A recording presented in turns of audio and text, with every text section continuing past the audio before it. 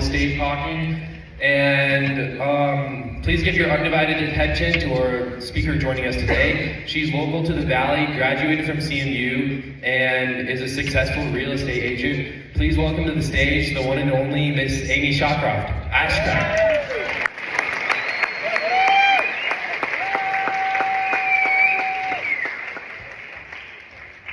How's everyone doing? Good? Good. I'm a little nervous, so you guys are going to have to bear with me. I've told this story numerous times. I'm sure some of you have maybe heard it in Miss Jackson's class. This is the first time that I've done it on a stage in front of hundreds of you. So bear with me. I might be a little shaky, but I promise it's going to be good. Oh. Okay, as he mentioned, my name is Amy Ashcraft, and I am an alcoholic, and I suffer from mental illness. Now, I'm sure some of you are like, what the hell is this lady doing up here as a mentally ill alcoholic? But I also want to let you know that last week I celebrated 7 years of sobriety.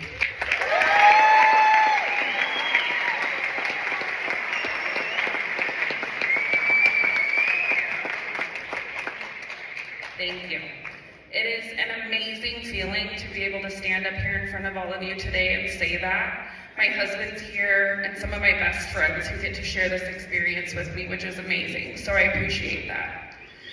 Today I'm happy, I'm healthy, and I love my life, and we're going to talk about my story, how I fell apart, how I put myself back together, and how you can make a real change moving forward in your life.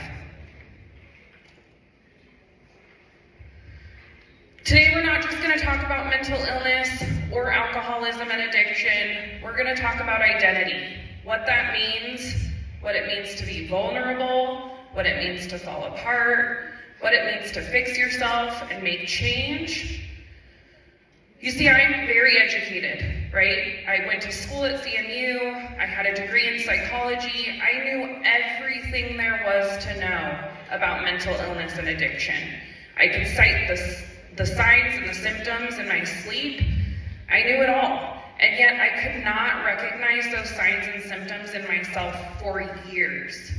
Right? Years. 15 years I struggled with alcohol. And I didn't know. I didn't realize that it was impacting me the way it was impacting my clients. And this is called cognitive dissonance. It's something we all suffer from, right? We know right from wrong. Sometimes we know what we're doing is wrong, but yet we do it anyways. And that was the story of my life for a very, very long time. Cognitive dissonance. Right? I was the one that knew better or should have known better and didn't. I was trained to help others with their mental illness, safety plan, help them cope, but yet I wasn't coping on my own. And it led to devastation, not just for me, but for my family and friends around me. Now, I'm a wife, I'm a mom, I'm a friend, I'm a very successful realtor here in town. But before, 7 years ago, I was completely broken. I was literally on my deathbed. Doctors were telling me that if I didn't stop drinking, I was going to die, and in a very, very short amount of time. I was broken physically, emotionally, mentally, spiritually. I couldn't see the light no matter how hard I tried. I am the woman who fell apart. I picked up the pieces and I put myself back together, and today I'm going to share with you the story of how I did that. The plan for today is not just to stand up here and lecture you, because I know that's boring AF, but I am going to have a very real conversation, right? A conversation that I have with my kids. See, mental illness and addiction is a very real conversation that we have daily in my household. And that's how it should be, right? We should be able to talk about things. We should be able to talk about our feelings. We should be able to talk about what's pissing us off, or making us sad, or making us angry. These are normal feelings that we all have and we all have to deal with, and they're ones that we shouldn't just keep suppressing. We're going to talk about what happens if you don't take care of your mental health. If instead you decide to self-medicate, which is what I did for a very, very long time. We're going to talk about how recovery and change are possible, and we're also going to geek out a little bit, right? We're going to learn about our brain, why I made the decisions I made, and how you can actually change your brain for the better. We're going to talk about coping skills, we're going to talk about use, abuse, and dependence, and we're going to talk about how your brain, your choices, and your mindset all work together and need to work together in order for you guys to be successful adults in the future. Because adulthood is right around the corner for you all, right? Juniors and seniors in here? Some of you are already 18 years old. Who's 18? Okay, you guys are adults, right? You guys are all planning your future, and you should be. So hopefully what I say today will put a little bug in your brain to start thinking about your future and how you want to live your life. No matter what you face in life, if you face it head on with the right support, my support system is here, and a shift in your mindset, you can get through anything. You can accomplish literally everything you dream of. Okay, we're gonna do a little activity to kind of get your blood moving. So, teachers, I'm also talking to you, staff, all of the students, my support group. When I say a statement, and it resonates with you, you can connect with it, I want you to please stand and stay standing. Stand and stay standing if you or someone you know struggles with mental illness.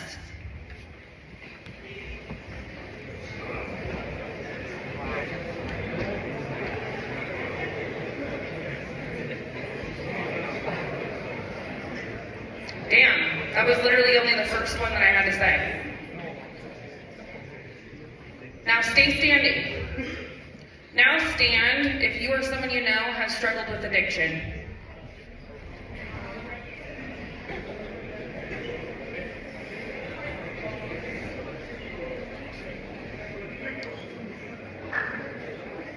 Now stand if you or someone you know has attempted or lost their life to suicide.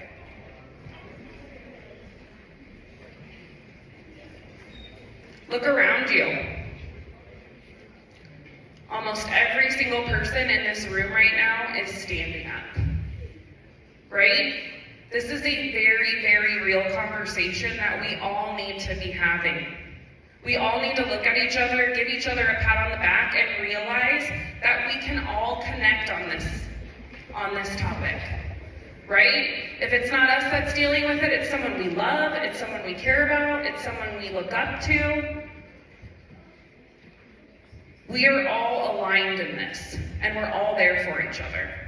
Go ahead and have a seat.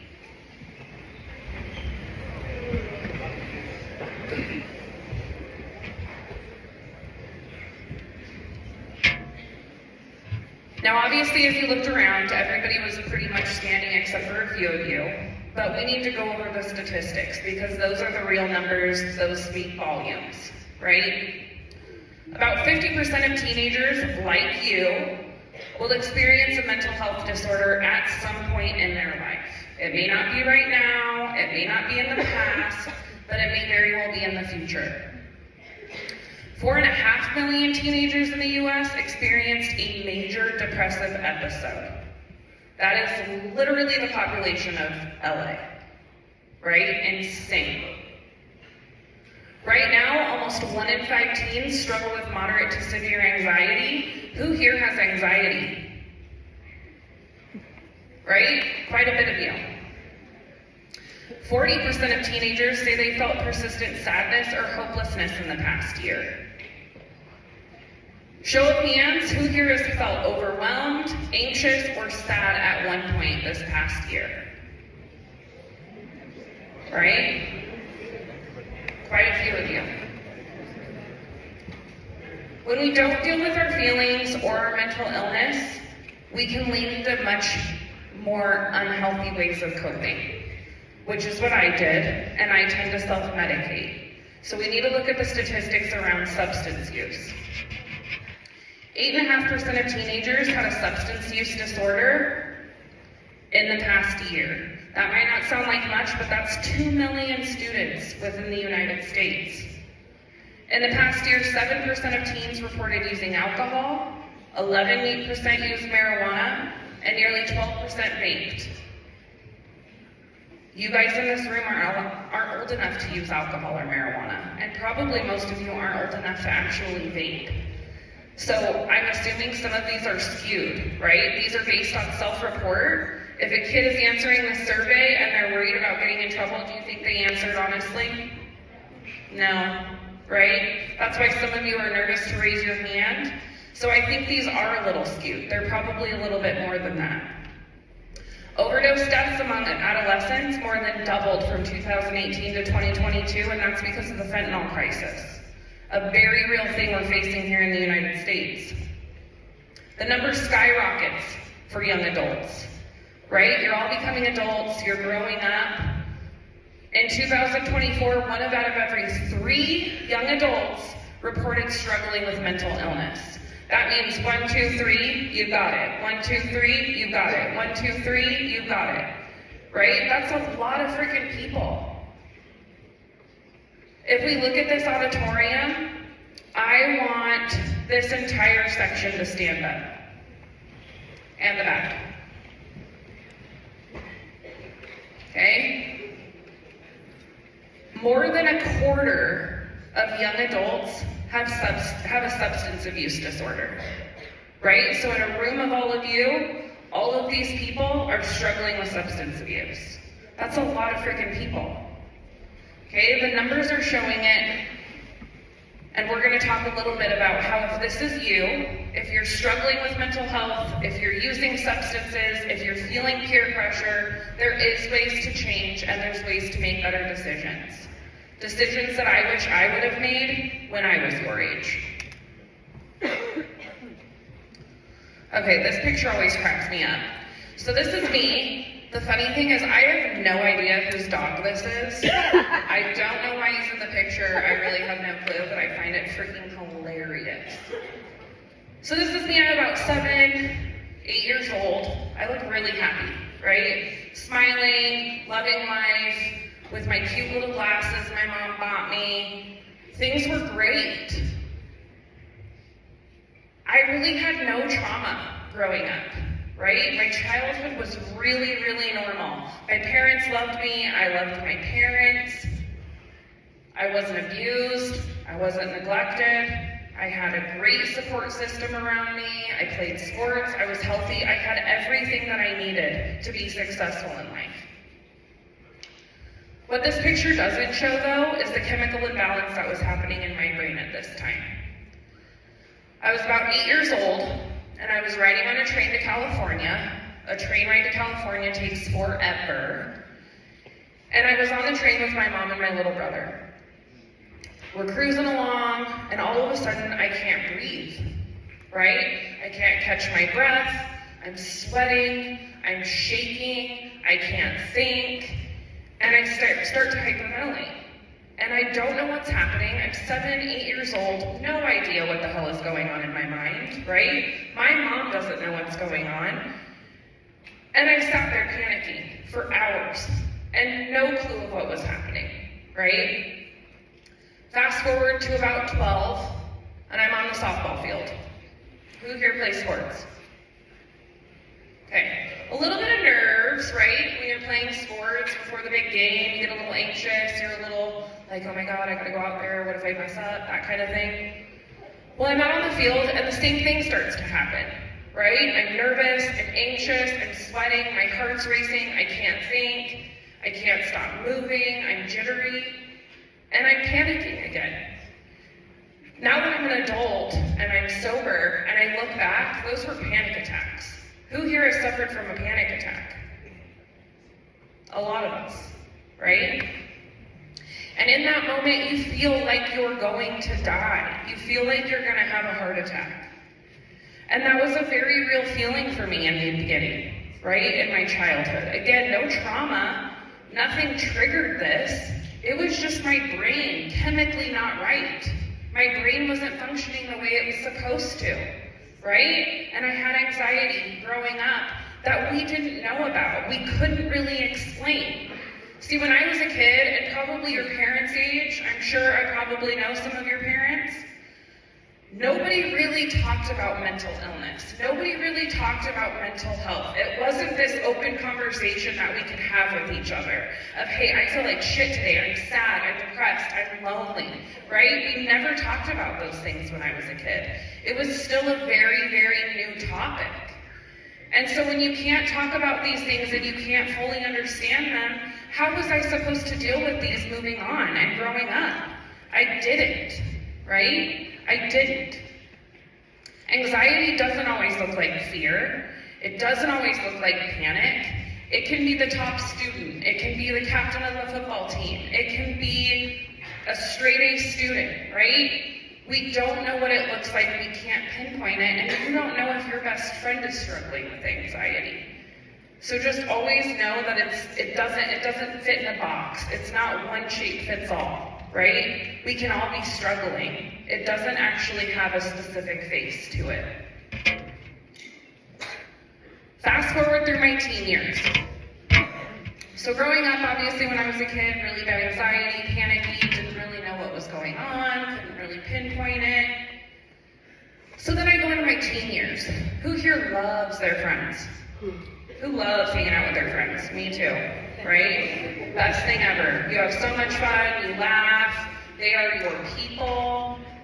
That was my teen years, right? I cared more about my friends than I did my family. I wanted to just party and hang out with them all the time. We wanted to have fun, and that's really all that I could think about.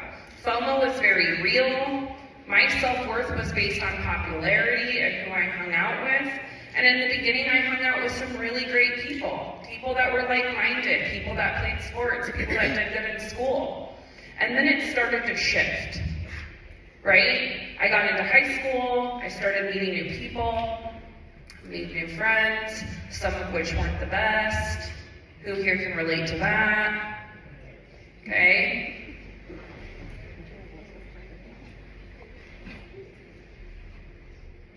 When you care so much about what other people think about you, and you only care about what your friends think, peer pressure becomes very real, right? So I remember I was about 13 years old, and I was over at my friend's house, staying the night, right? We're hanging out, having so much fun, and this is one of those bad friends, right? I had great friends, like-minded, athletes, good students. Well, then in high school, I kind of shifted my friend group. So I'm staying the night over at her house, and her parents go to bed. The first thing she says to me is, my parents have a liquor cabinet. And I immediately thought about it, right? Like, okay. And I remember kind of being like, should I drink? Should I not drink? Like that gut feeling of like, oh my God, my parents are gonna find out I'm gonna be in so much freaking trouble, right? All of these things started racing in my mind. And that should have been my anxiety there saying, hold up, wait a minute, don't do it. But instead I didn't listen, right? I let the peer pressure take hold, and we got into the liquor cabinet, found a bottle of peach schnapps, and drank the entire thing. It makes me a little gaggle just thinking about peach schnapps. We had the time of our freaking lives, right? So much fun, danced, laughed, had a blast. And I remember immediately feeling like myself. And how freaking scary is that? Living a life up until that point of never really truly feeling like myself, having a drink, and finally feeling like I fit in. Like, this is how I should be. This is what I should feel like all the time. Now, once I started drinking, it's not like it became a huge problem right in the beginning, right? I wasn't drinking every day. I wasn't an alcoholic all of a sudden, and it was just ruining my life. I was still a really good athlete, captain of the softball team, really good student, had my shit together. But when I would drink on the weekends, 4 times a month, whatever it may be, I always ended up making really, really bad decisions, right? Alcohol is a downer. It lowers your inhibitions. It makes you dance when maybe you wouldn't dance. It makes you crack the funniest jokes, which really probably aren't that funny if you aren't drinking, right? It makes you do things that you normally wouldn't do. So when weed rolled across my lap the first time, and I had been drinking, what do you think I did? Smoked weed, right? At 14. People growing up, especially your parents' age, my age, the common theme that we would all hear was, don't do drugs. Drugs will kill you. Do you think anybody said that about alcohol when I was growing up? No. Right? Alcohol's everywhere. It's on every commercial. Every corner there's a liquor store. Your parents all probably have a liquor cabinet. Right? No one told us alcohol is a killer. Everyone always talked about drugs. Marijuana is the gateway drug. Well, for me, alcohol was the gateway drug. Every other harder drug that I did, alcohol was the instigator. It led me to do so many things that I normally wouldn't do. Having sex for the first time, getting in fist fights, doing acid. All of the bad decisions that I've made started with drinking. All of those decisions I wouldn't have made had I not been drinking. My anxiety caused my mind to always race, and alcohol quieted that anxiety, right? So when I'm always anxious, but I know I can drink to get rid of it, how do you think that cycle went? It repeated itself over and over and over again. Here I am, and you can see like the drastic change in my physical appearance. I'm like super sweet and innocent and having fun. Whoa, girl, right? I've got a cigarette hanging out of my mouth, got tattoos, dyed my hair black for a little while. It was like fire engine red. I was going through a phase, which some of you will too eventually. But this was my college and early adulthood, right? And growing up, I didn't really build those coping skills that was going to help me in life, in this phase of my life especially, right? No one told me alcohol was bad. Everyone in college drank. It was normal. We played beer pong, King's Cup. We had so much fun. This is a normal thing to do. But in reality, it wasn't. Not everybody was drinking every night. Only me and my friends were, right? Or those that were also dealing with issues. So in this picture, I think I'm about 19 years old. I was going to school at UNC in Greeley. So growing up, right, you learn all of these things. Your parents are trying to shape you into these great people, and then you get sent out into the world to go to college or work or do whatever you're going to do. Well, guess what? Now I'm 5 hours away from mommy and daddy. They have no idea what's really going on in my world, except for what I tell them, right? When you're in college, they don't send home report cards, guys. You're an adult. So my parents thought I was doing great. Everything is kosher up in Greeley, right? Wrong.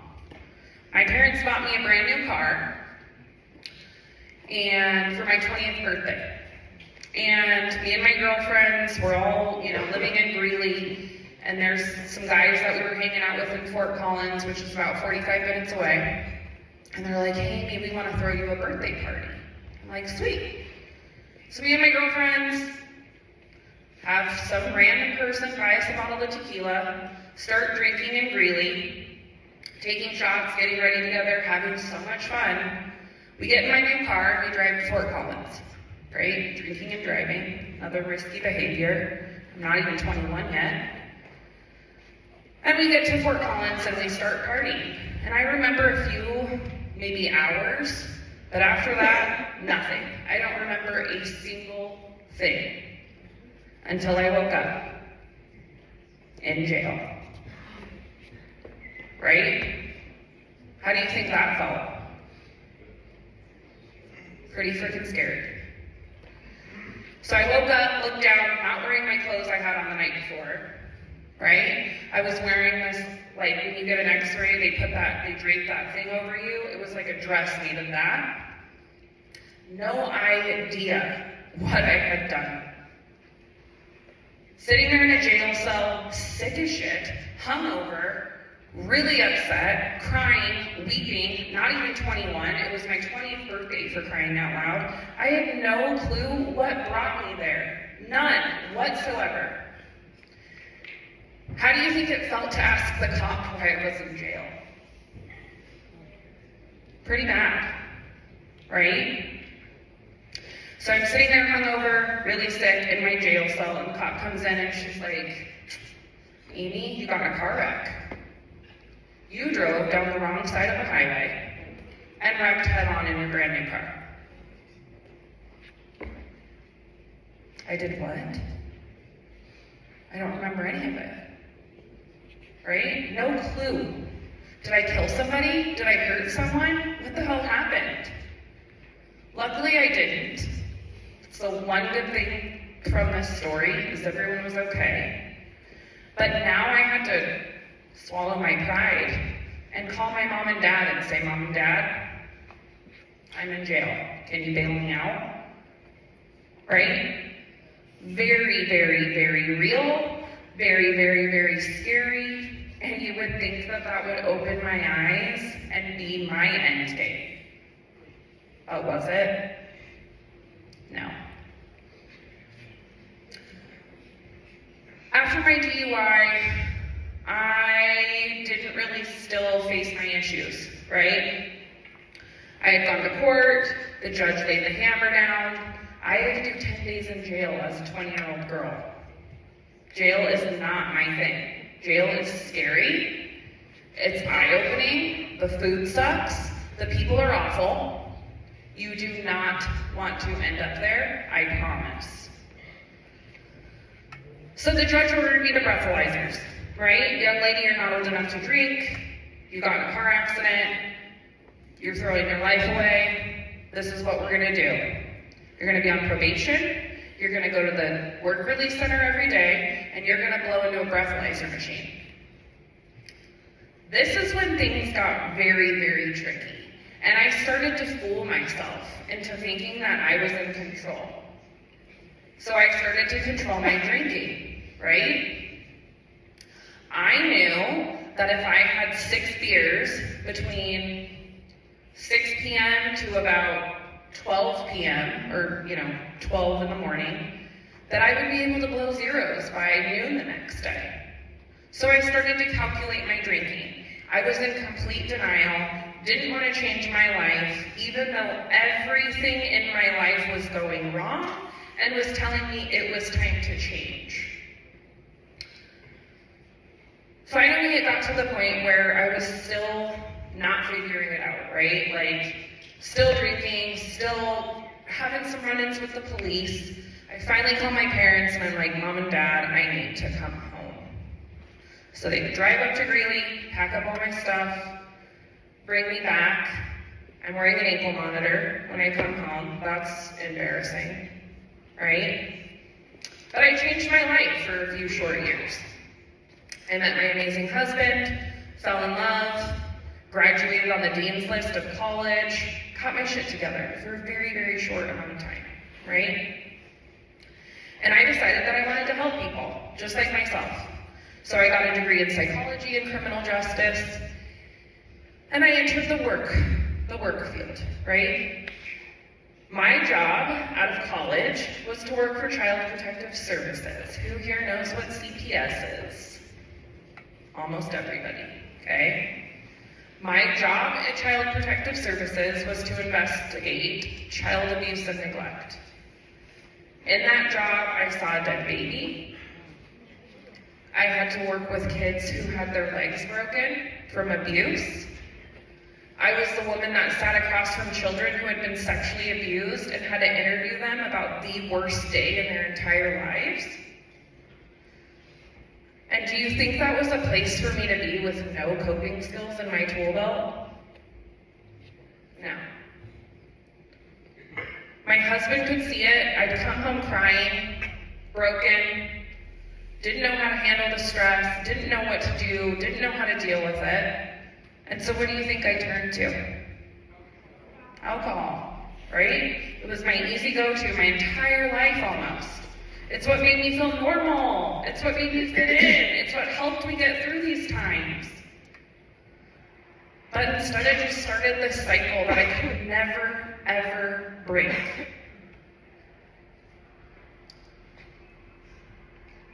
I remember things got so out of control that I finally asked for help, right? I knew that I needed to change. I knew that I needed to start recovery. I knew I needed to figure it out. And so I did. I finally got up the courage, I asked for help, and I knew that if I was going to remain in recovery and stay healthy and change my life for not just me, but for my family and for my kids, I knew that I needed to realize why I was doing what I was doing in the first place. And so I reevaluated. Oh, I love this. So you don't have to hit rock bottom to decide to change. You don't have to have a wake-up call. You don't have to wake up in jail. You don't have to destroy your self-respect to realize something isn't serving you. If you're using something, alcohol, vaping, weed, scrolling, which I know we're all guilty of, relationships to escape your thoughts, that's a sign that your brain is asking for help. Okay, now we're gonna get real, we're gonna kind of geek out, we're gonna talk about brain development. So again, when I finally asked for help, right, I needed to know why I was doing what I was doing in the first place, right? Why my solution, alcohol, now became my problem, okay? Who here knows how old you are when your brain stops developing? 25. Somebody said 21, but it is 25. Okay? Some of your teachers, their brains may still be developing. Your brain is still developing. Okay?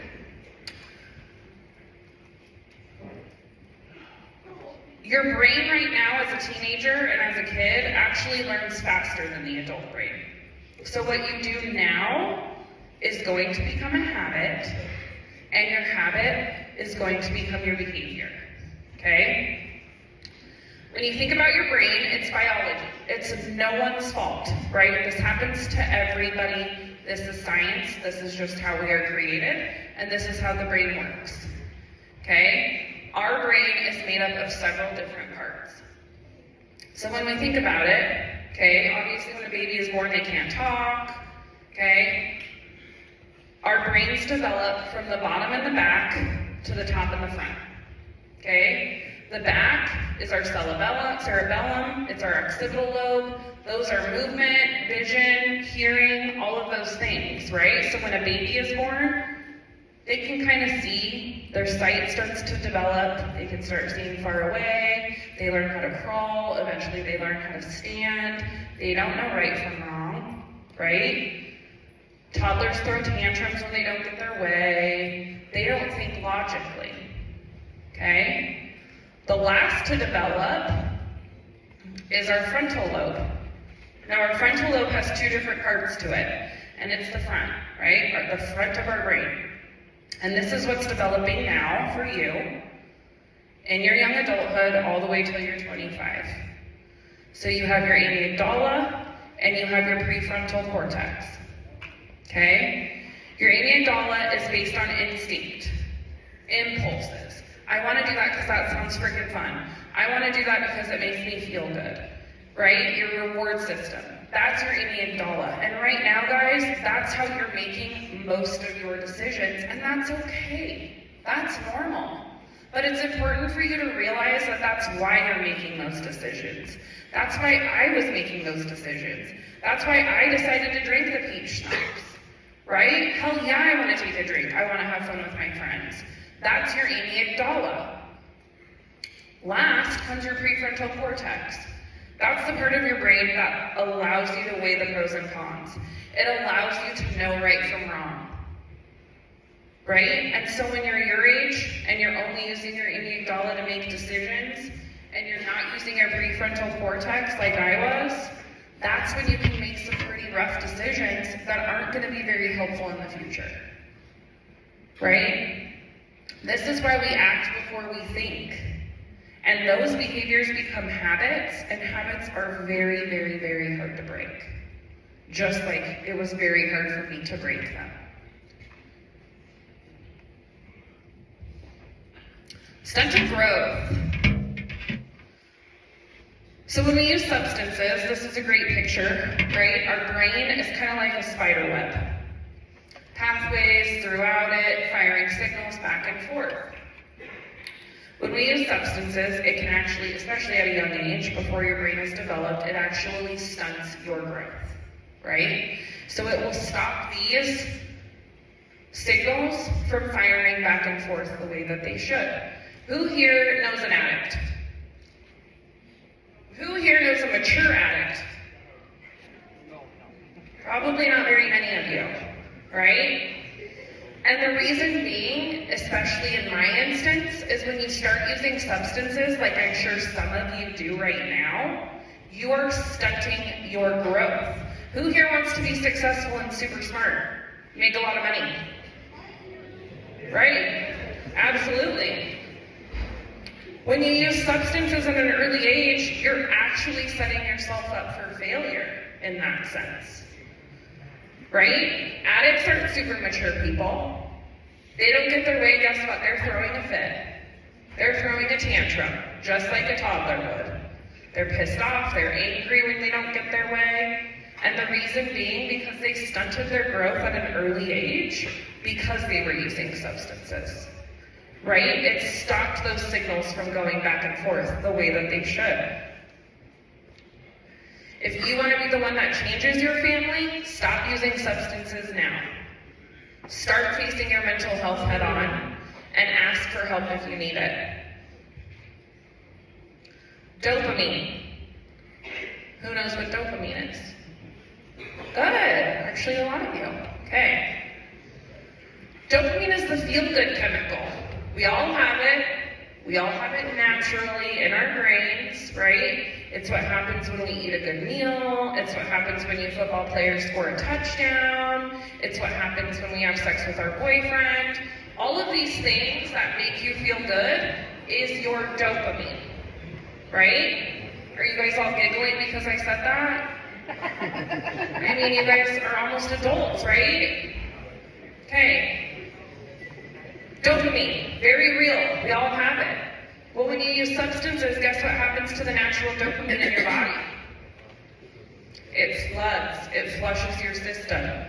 It tricks your brain to now release all of the dopamine you have in the storage of your brain. And so what happens to you the next day? You crash. Right? Your dopamine is gone. You're mad. You're irritable. You're bitchy. Depressed, don't want to go to school, don't want to hang out with your friends, and that's the cycle that starts, right? You use substances, you feel great, you feel that high, you come down, you feel that low, and then you want to use again. Why? To feel that high, feel great, then you come down again and you get low. So it's really important that we know how our brain works in order to make the right decisions. Now this is a very, very real topic, and I'm sure a lot of you can relate or know somebody who's attempted suicide. But when mental illness and our mental health goes unchecked for a very, very long time, sometimes we tend to self-medicate like I did. Sometimes we also contemplate suicide. My life was in shambles for so many years. I hated myself. Every time I looked in the mirror, I knew what I was doing was wrong. I knew what I was doing was killing me. I looked at my kids every day and knew that I was being a shitty mom. I became a burden on my family in all of my relationships. There were so many times that I contemplated suicide, where you feel like you can't get out of it, you can't change. And that's not the truth. My dad used to always tell me growing up, suicide is a permanent solution to a temporary problem. I'll say that again. Suicide is a permanent solution to a temporary problem.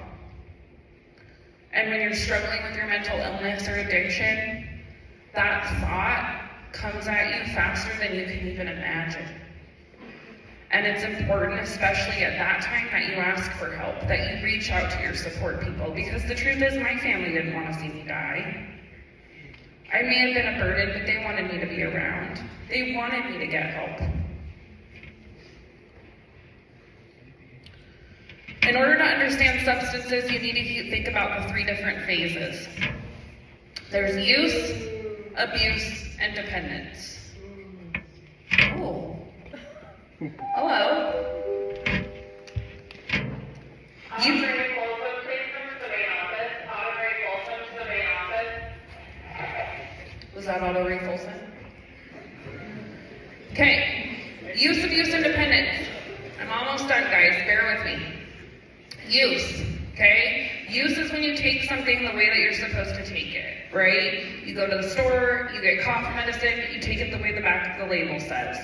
You have surgery, the surgeon gives you a prescription for OxyContin, says take one every 4 to 6 hours, and that's how you use it, right?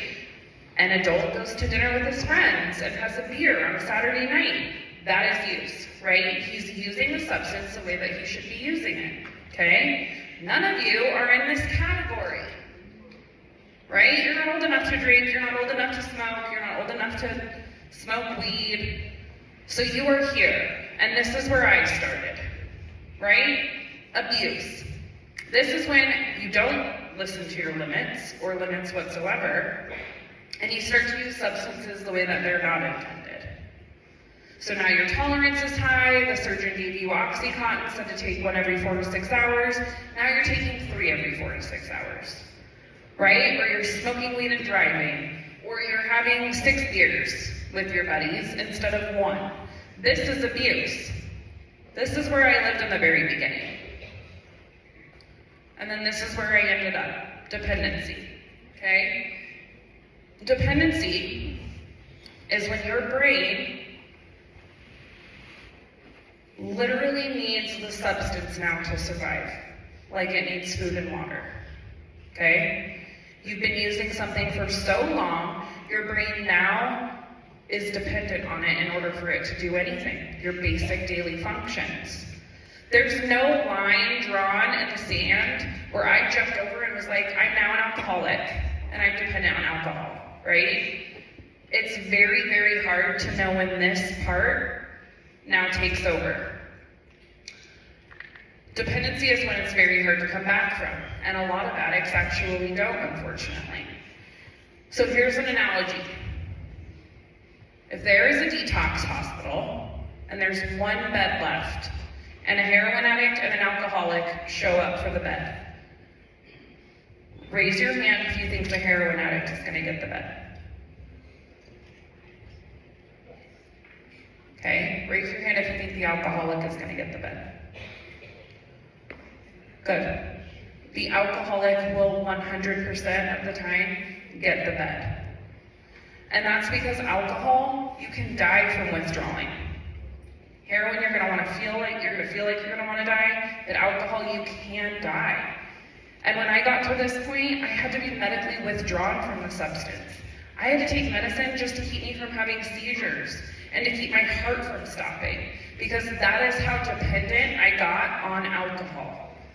And that's how it can be so scary and take over your life. These are a couple pictures of me when I was in the dependency phase. At this point, I hadn't eaten in 20 days. I was barely keeping water down. You can see in my legs, I had lost all muscle in my body, my arms, and I started to get these dark spots all over my face, right? My liver wasn't functioning properly. It was nearly 2 sizes too big. The doctors were literally telling me, if you don't stop, you're going to die.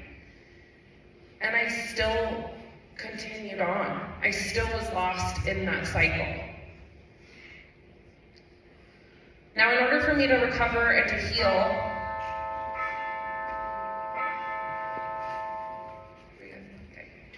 in order for me to recover and heal, right? I needed to fill my cup. Who has heard, like, you need to fill your cup? Has everybody heard that saying? Like, make sure you fill your cup? No? Okay. So think of your life with 2 cups, right? You have your cup full of happiness, positive thinking, all of your positive coping, right, is in this happy cup.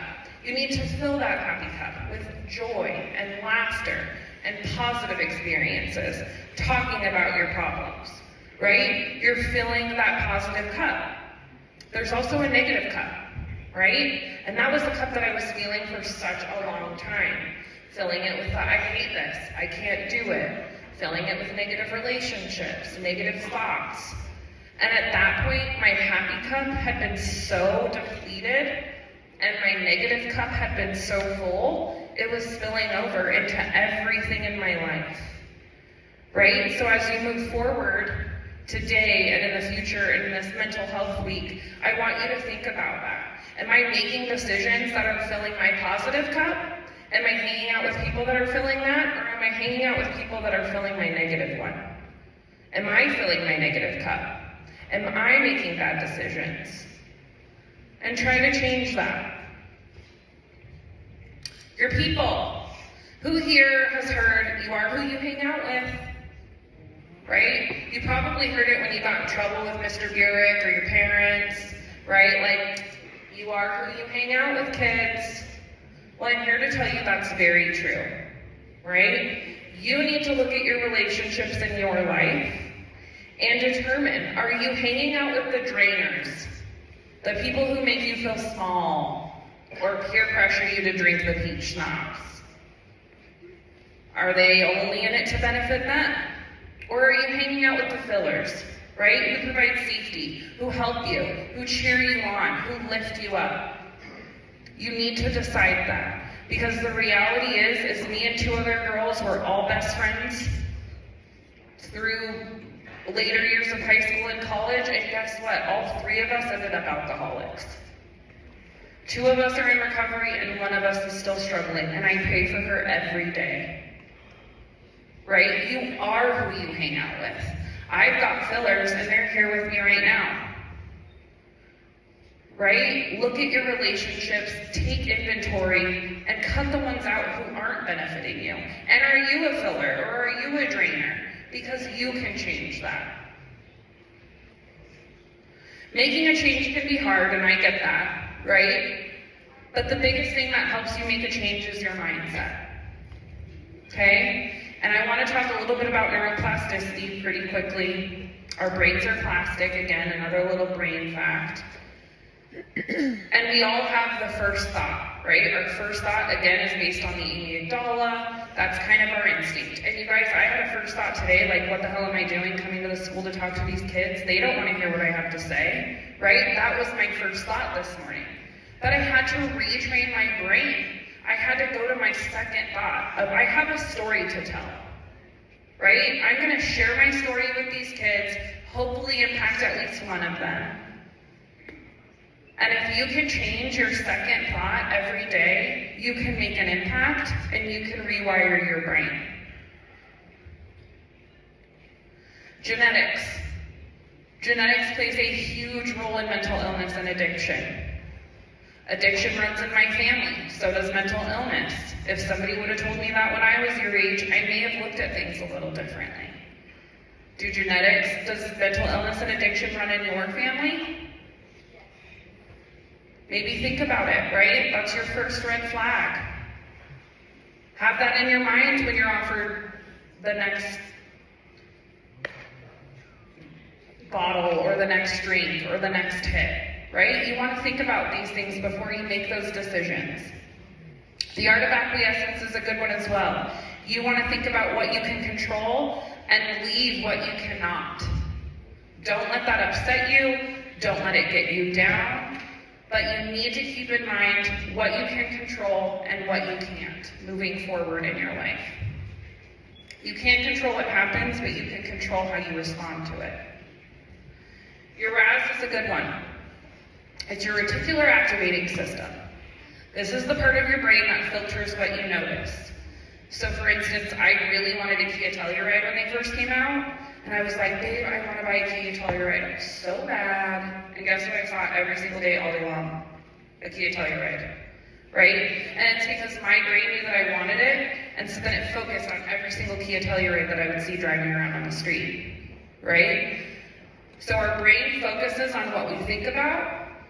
If you think about positive things, happy things, the right kind of people, your brain is going to focus on the positive things. If you think about, my life sucks, I just can't catch a break, poor me, pity me, guess what? Your brain is going to live in that pity and live in that negative world.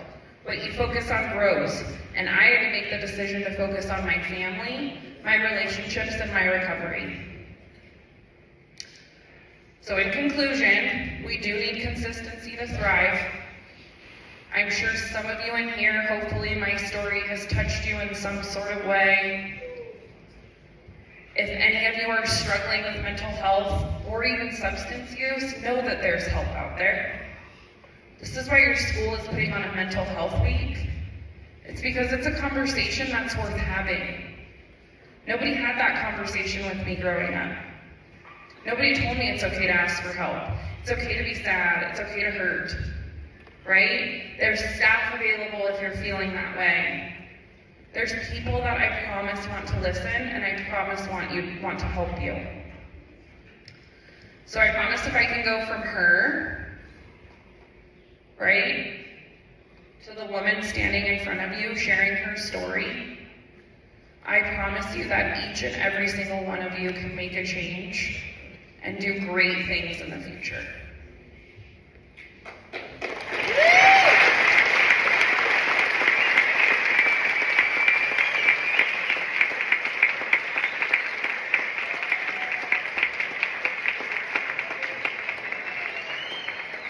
So here's my number. If any of you need help, ask for it. There's staff available, I'm sure, that you can talk with. Don't be afraid. I appreciate your guys' time. Thank you.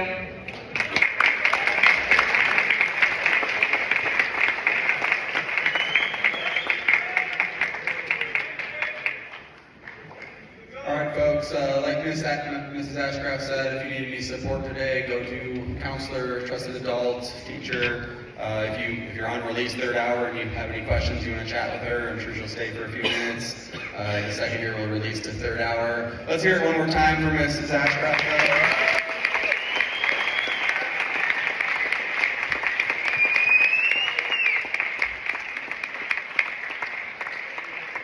It takes a lot of vulnerability to tell your story. She did that. You all have stories too. Be vulnerable, talk to people. You're heading to third hour. It's a little after the bell, so we'll obviously